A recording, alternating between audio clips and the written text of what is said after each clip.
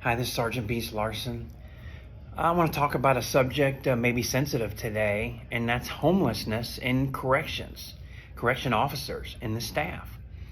As a sergeant working up in the front control booth, everybody came in, they went through the metal detectors, I checked, and there were some officers that it kind of became obvious, and privately it was responsibility. I'd ask a question and we'd have a little discussion and then kind of talk what plans do they have.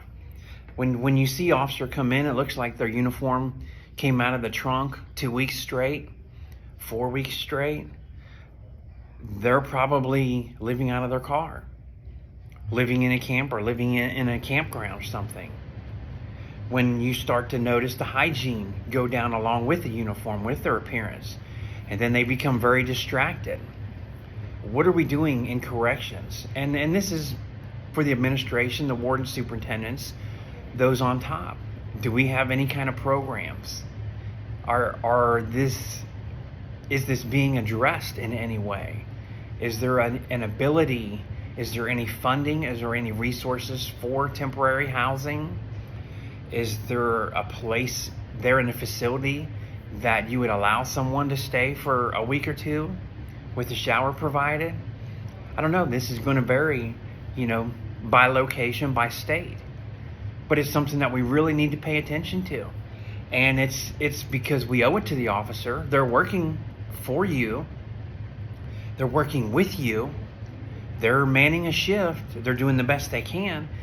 But what caused them to become homeless? How can we help? Remember, corrections officers, the whole law enforcement community, divorce rate is high. I'm proud to say I've been married for 29 years as of next month. But others aren't as fortunate. What happens, 5-8 years into a career and all of a sudden somebody's separated, kicked out, and living out of the car all of a sudden? It's unplanned.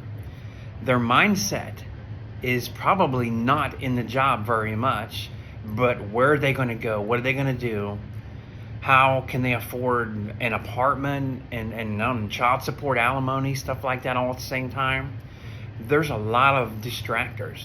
These distractors become safety issues as well. And this is why this needs to be identified and addressed. You have a 30-man shift, 3 shifts a day, or if you're doing 12-hour shifts, one officer is probably homeless at some point. They come to work, mind is distracted, they put everybody at risk potentially. They can put officers in a dorm at risk. They sit at a table, stressing, heart's racing, anxiety, blood pressure's up. They're going to be crying, physically crying. They miss the radio transmission. They miss that officer calling for help. They miss the call to take the inmates to the telemed. They'll miss or not be focused when it's time to have inmate moves. Take them to isolation or bringing people back, dorm moves. It does become a huge problem for you if you're not thinking and paying attention to this. So I'm not trying to provide answers. I'm just asking on behalf of all of those in uniform to the administrators. If you have already things in place, thank you very much. If you're very aware and observant to what's going on, thank you very much. If not, can you have a staff meeting and say, hey, what he said, it makes sense. We're notified. We're noticing these things. What can we do? How can we make a change? We're family. We're family. We all wear a badge together.